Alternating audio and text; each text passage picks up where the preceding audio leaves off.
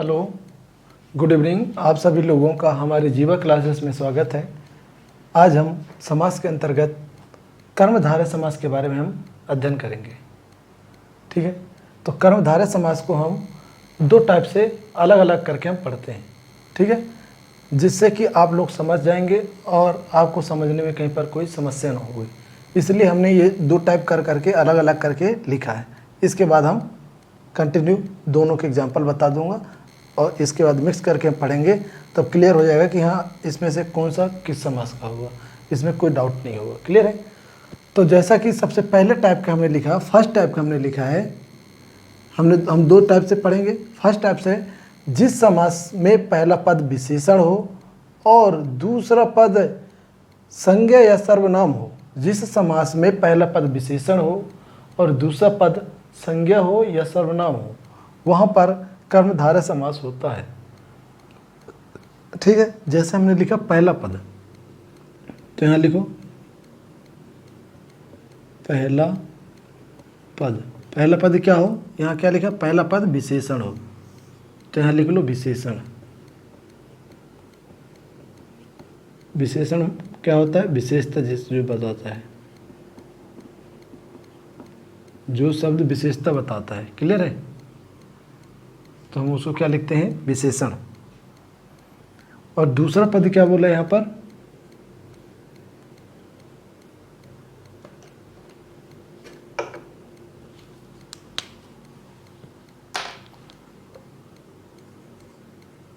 दूसरा पद बोला है, दूसरा पद संज्ञा या सर्वनाम हो। क्लियर है? लिख दिया संज्ञा या फिर सर्वनाम हो। वहां पर क्या होगा? कर्मधारय समास होगा। फॉर एग्जाम्पल, इसका एग्जाम्पल देखो, महाकवि। महाकवि। अब अगर इसका मैं विग्रह करूंगा, तो क्या होगा? महान है जो कवि।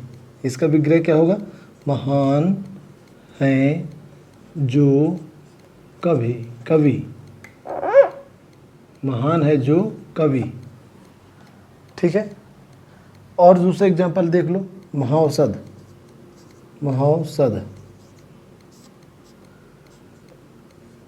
महान है जो औषध। और तीसरा देख लो, पीताम्बर।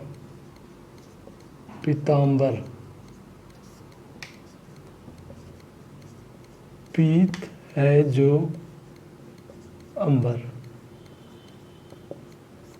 क्लियर है? मैंने क्या बताया? जिस समास का पहला पद विशेष हो या विशेषण हो, सॉरी विशेष से विशेषण अलग है। जिस समास का पहला पद विशेषण हो और दूसरा पद संज्ञा सर्वनाम हो, तो विशेषण मतलब विशेषता बताए। तो ये महान क्या हो गया? कवि की विशेषता बता रहा है कि कवि जो है वो महान है। तो ये पहला पद क्या हो जाएगा यहाँ पर? विशेषण। क्या हो जाएगा? ये विशेषण। पहला पद हो जाएगा विशेषण। क्लियर है? यहाँ पर महौषध विग्रह करने पर आपको क्लियर हो जाएगा कि महान है जो औषध। यहाँ पर भी महान आया है और यहाँ पर पीत। तो महौषध ही जो है, महौषध मतलब महान है औषध। तो ये पहला पद क्या है? विशेषण। ये भी क्या हो जाएगा? विशेषण। क्लियर है? और पीताम्बर, पीत है जो अंबर। पीत है मतलब पीला, तो यहाँ पर ये भी हो जाएगा। सब मार कर हो गया यार। ये भी क्या हो जाएगा? विशेषण। क्लियर है? तो हमने क्या बताया? जिस समास का पहला पद विशेषण हो और दूसरा पद क्या हो? संज्ञा या सर्वनाम। संज्ञा क्या होती है? संज्ञा बताया गया था, किसी वस्तु का नाम, स्थान का नाम या किसी वस्तु का नाम या किसी निर्जीव वस्तु का हो या कोई भी चीज़ हो, उसका नाम हो, तो वो वहाँ पर क्या होता है? संज्ञा। और संज्ञा की जगह में उपयोग किए जाने वाले जो शब्द होते हैं वह होते हैं सर्वनाम। तो यहाँ पर संज्ञा क्या हो जाएगी? कवि। यहाँ पर संज्ञा क्या हो जाएगी? औषध। यहाँ पर संज्ञा क्या हो जाएगी? अंबर। तो ये संज्ञा हो जाएंगी और ये क्या हो जाएंगे? विशेषण, यानी कि विशेषता बताने वाले। तो हमने ये जो पहला बताया है कि जो पहले टाइप को बताया, जिस समास में पहला पद विशेषण हो और दूसरा पद संज्ञा या सर्वनाम हो, वहाँ पर कर्मधारय समास होता है।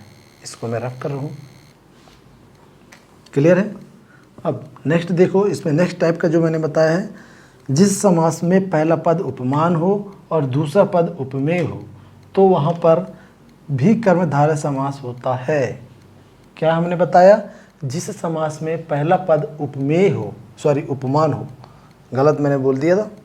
जिस समास का पहला पद उपमान हो और दूसरा पद उपमेय हो, तो वहाँ पर कर्मधारय समास होता है। अब उपमेय क्या होता है, उपमान क्या होता है? उपमेय होता है जिसकी तुलना की जाती है, जिसकी तुलना की जाती है, जिसकी तुलना की जाए। और उपमान होता है जिससे तुलना की जाए, जिससे तुलना की जाए। हमने क्या लिखा? उपमेय क्या होता है? जिसकी तुलना की जाए और जिससे तुलना की जाए।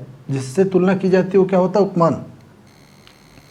तो इस लाइन का अर्थ अच्छे समझो। जिस शब्द का या जिस समास का पहला पद उपमेय उपमान हो और दूसरा पद उपमेय हो, वहाँ पर भी कर्मधारय समास होता है। फॉर एग्जाम्पल इसका देखो, पहला पद हमने क्या बताया इसमें? पहला पद उपमेय, सॉरी उपमान, उपमान, और दूसरा पद या अंतिम पद क्या हो?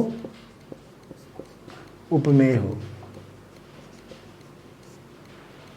तो वहाँ पर कर्मधारय समास होता है। इसका एग्जाम्पल देखो, जैसे चरण कमल, चरण कमल।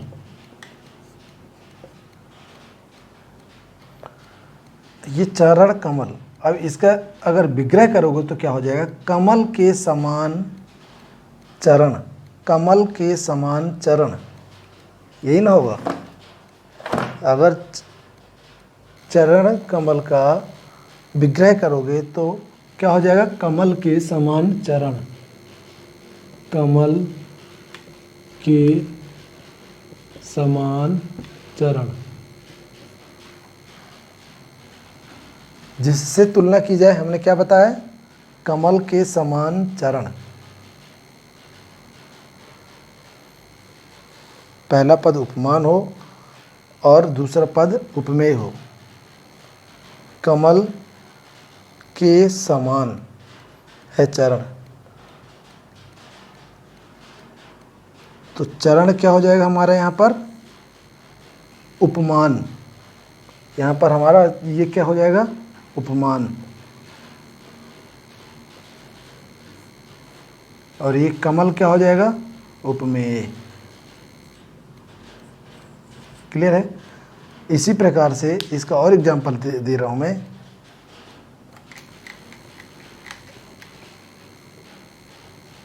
इसको रफ कर दूँ क्या? इसको रफ कर रहा हूँ, इसके बाद में और सारे एग्जाम्पल लिखता हूँ मैं।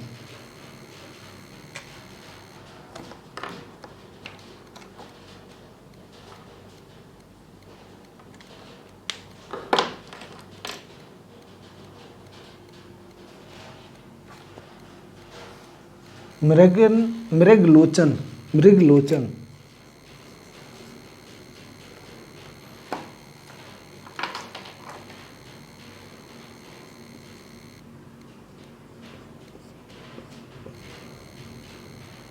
सब नाटक कर रहे हैं आज।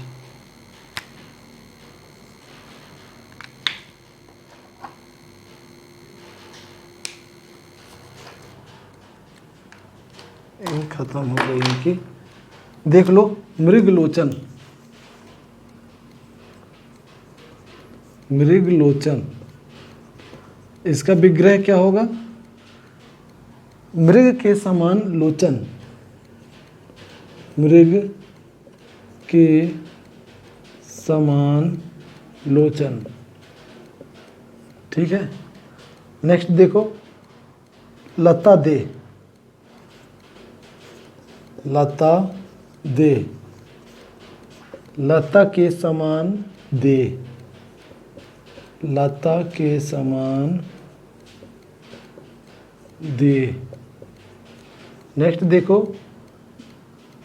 नील कंठ, नीलकंठ, नीलकंठ, नीला है कंठ, नीला है जो कंठ, नीला है जो कंठ।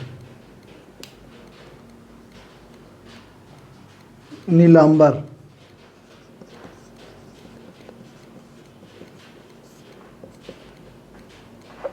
नीला है जो अंबर। यहाँ देखो, पहले टाइप दूसरे टाइप का ये हो जाएगा, पहले टाइप का ये हो जाएगा दो एग्जाम्पल, और दूसरे टाइप के ये दो एग्जाम्पल दिया।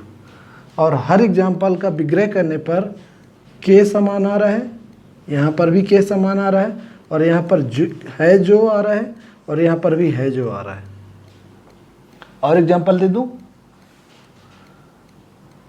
कमल नयन, कमल नयन, कमल के समान है नयन, कमल के समान नयन, कमल के समान नयन।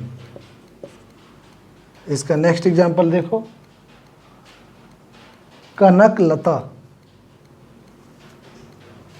कनक लता,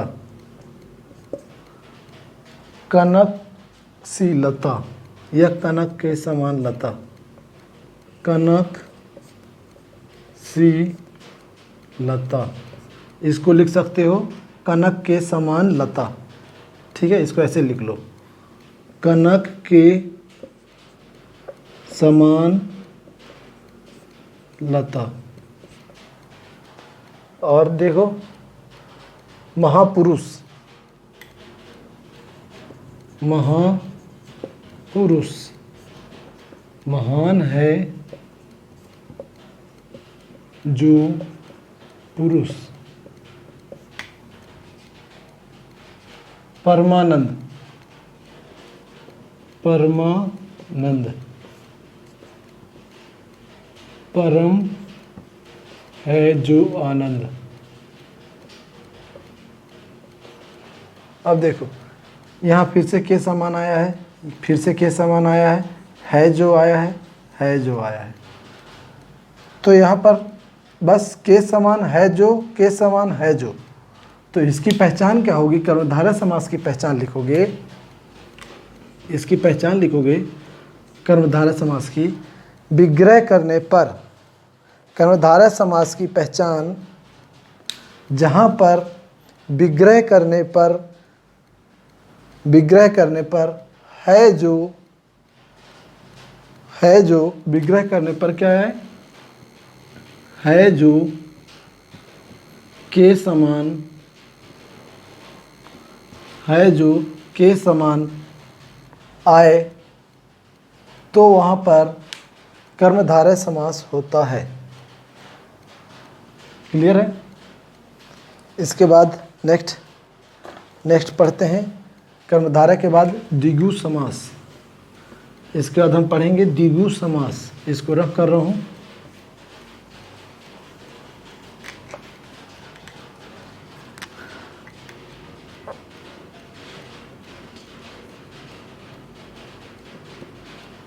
द्विगु समास, जिस समास में पूर्व पद संख्यावाचक हो और उससे समूह का बोध होता हो। क्या है? जिस समास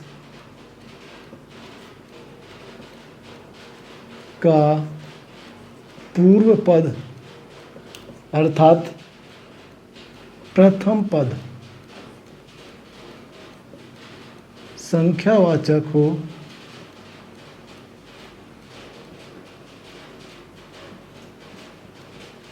जिस समास का पूर्व पद संख्यावाचक हो और उससे समूह का ज्ञात और उससे समूह का बोध होता हो। इसको लिखोगे, समूह का बोध होता हो या हमको समूह का ज्ञान होता हो, तो वहाँ पर द्विगु समास होगा या द्विगु समास होता है। एग्जाम्पल लिखोगे जिसका पहला पद क्या हो, संख्यावाचक, है ना, यही ना लिखा है, प्रथम पद या पूर्व पद संख्यावाचक हो। लिखो चौराहा, चौराहा, तो इसको क्या, इसका विग्रह करेंगे तो क्या लिखेंगे, चार राहों का समूह या चार रास्तों का समाहार या चार राहों का समाहार। ठीक है। तिराहा, तिराहा, तीन राहों का समूह, तीन राहों का समूह, ये इसको लिख सकते हो, तीन रास्तों का समूह। ठीक है। और एग्जाम्पल में देखो, दोपहर, दोपहर, दो पहरों का समूह, दो पहरों का समूह। और एग्जाम्पल देखो, त्रिभुवन, त्रिभुवन, तीन भवनों का समूह। क्या लिखोगे इसको, तीन भवनों का समूह।